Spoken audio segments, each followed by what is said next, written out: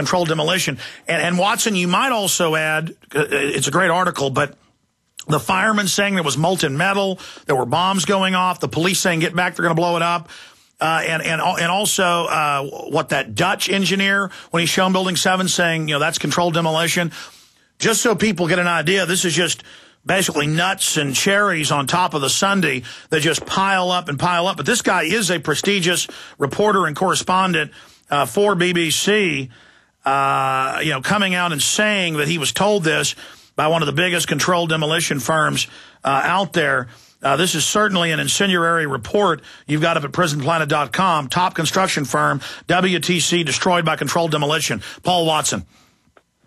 Yeah, well, the thing to note about this guy is that he's not just a multi-decade Middle Eastern expert who worked for the BBC and ITN. He was actually on the inside and conducted negotiations between people like Yasser Arafat and Shimon Peres. So his close friend, for example, he was close friends with the Shah of Iran, and he tried to negotiate with the UK government to have the Shah of Iran go into exile and live in his country estate. Yeah, this guy has an incredible pedigree, super high-powered. Quite frankly, he's got the markings of some type of super spy or something. Governments don't usually send journalists out with this level of, clearance. But please continue. This is a big deal. Yeah. So basically, beforehand, he said he refused to talk about 9/11. Didn't want to say anything about it. And then he came out with a quote where he basically said, "While the world's collapsing, I want to look my grandchildren in the eye and say that I did something." So now he's gone on the record and said that he had the premier world civil engineering and construction firm analyze the collapse of the Twin Towers and presumably Building 7 as well. And they told him point blank that it was a controlled ground explosion, a demolition. He refused to name the exact firm, but he said that they told him that point blank, and he's got no reason to be fabricating it. He's a successful author, has been for years, and now he's broke his silence on 9/11. And also, he goes a little bit into speculation about what he thought happened. He said that the plot was probably started by Al-Qaeda, however you want to define that, and because obviously Israel, since its formation, has infiltrated and controlled Arab governments and Arab militant groups, that they immediately got wind of the plot, went to the CIA and asked them, what are we going to do about this? And basically the Zionists and the neocons said, let's use it, which is exactly what they pronounced in their own Project for a New American Century documents the year before. They called for a catastrophic and catalyzing event, a new Pearl Harbor, and that's exactly what they got with 9/11. So he points to the fact that there were 5 dancing Israelis who were originally called Middle Easterners. It later was confirmed by the Jewish newspaper Forward that they were Mossad agents. So, of course, that proves that Israel knew the attack was going to happen. But Hart went further and said that he believes that the planes had been fitted with transponders and the attack was conducted by remote control, which is what we lean towards because, of course, top pilots across the board have said that you cannot fly a massive commercial airliner at 600 miles an hour at sea level, without the airliner, if it's a standard, Boeing commercial airliner, without it breaking up because the air pressure at sea level is so intense, and he's going at 600 miles an hour, the flight that went into the South Tower. And B, these so-called hijackers, alleged hijackers, struggled to even fly basic Cessna light aircraft.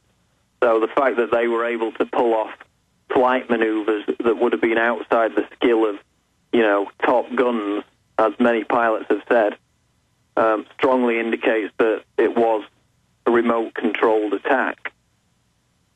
Well, for me, the big issue is, does he say, and is this, I haven't even had a chance to read your entire article because they came in and gave this to me and I was scanning over it and we got you on because you're constantly working. This just went up on prisonplanet.com. It'll be up on Infowars.com within minutes. I mean, does he say what, because this is a prestigious reporter, he's got a very good record. Does he say what demolition company? I mean, the biggest is Controlled Demolition Incorporated, or they're one of the biggest, and they were the ones who helped, drag all the wreckage away, not just the World Trade Center wreckage complex, but also Oklahoma City. So clearly involved in the cover-up. I would imagine it's not them. So, I mean, does he say what company? No, he says he's got close friends and consultants who work for the world's leading civil engineering and construction firm. He point-blank refused to name it, but he said it was... Well, I mean, that could be General Electric, too. I mean, when you get up to just overall the biggest building projects, General Electric. Yeah, he refused to name it, but he said it was the biggest and that his close friends worked for it, and he commissioned them to look at the videos and the evidence, and they said it was a controlled demolition. Probably General Electric, because if he says construction, not just demolition, yeah, that would be... But there's some other big ones, but I believe... Guys, Google biggest construction company in the world. I know the Bin Laden group's like number 6 or something, but I believe it's General Electric, though they've been divesting some of that. They build most of the big mega dams and other things like that, but they also build a lot of the weapons, the smart bombs. Well, I'll tell you, we've got the former German defense minister, the former head of German intelligence, the number 2 currently in the Japanese government. We've got all these other world leaders coming out. Saying it's an inside job. We know the government did Gulf of Tonkin. The government was involved in the USS Liberty. I mean, I've had all the admirals on. Geist, all of them. Most of them are dead. Moore, I had on a bunch. The former chairman, Joint Chiefs of Staff, they all said the same thing. Israel tried to sink that ship to blame it on Egypt to start World War III with the Russians as basically part of Operation Northwoods in 1967. And that when they launched their jets to go defend the ship, LBJ got on the radio over the phone and said that GD ship's going to the bottom. And that he'd been in control of the ship under a national security operation. Ignoramuses out there go, presidents aren't over ships. Yeah, they're over spy ships and national security, just like they're over Delta Force. And it's on record that he was in control of that spy ship, and it was under McNamara's orders. In a specific black op, just like Jimmy Carter was over the Delta Force and the 79 failed operation into Iran. And that was a setup. I've talked to Delta Force people that were involved. They were set up to fail on that. It says Vinci is the world's leading commission and construction group. Of course, everybody says they're the biggest. I'll have to look at a separate study on that. Whatever. Who knows who the biggest construction company is. I want to get him on. And I want to get Barrett on as soon as possible. We're still going to have Walter Burien on. I wasn't going to have him on for 2 hours. We're going to have him on for an hour and 40 minutes. But I want to go to your calls as promised, get into some other news. Watson, can you believe they're now putting up... They tell you on the news by the transponder, and you're covered by all the toll roads they're on existing roads. But now they're using license plate readers and not even telling you you're on a toll road, and then giving you 1,000... Let me read the Houston TV station article. 1,575 fines on an original $1.25 toll.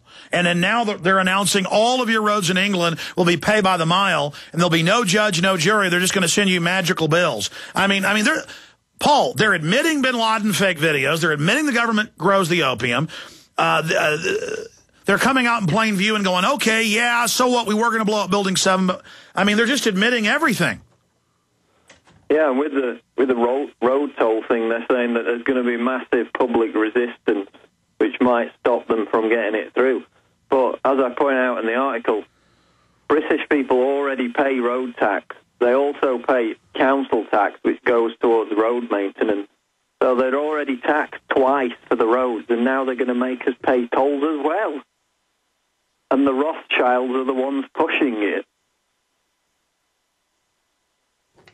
So, I mean, yeah, they're going for broke, but on the same token, they're saying that, you know, we're going to go for this, but we're not sure whether we'll be able to ram it all through because public resistance is growing, and there's going to be a backlash. So it just remains to But if you don't like toll roads, you're racist.